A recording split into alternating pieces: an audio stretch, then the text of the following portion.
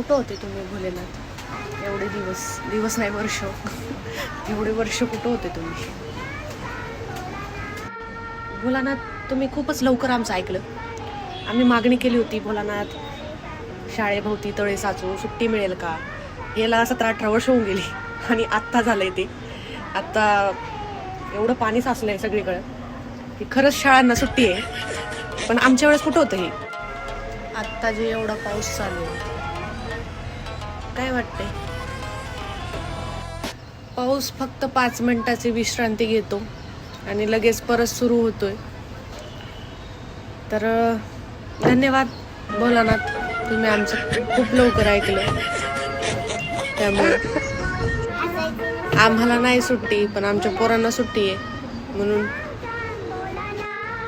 Thank you. बघा परत सुरू झालाय पाऊस.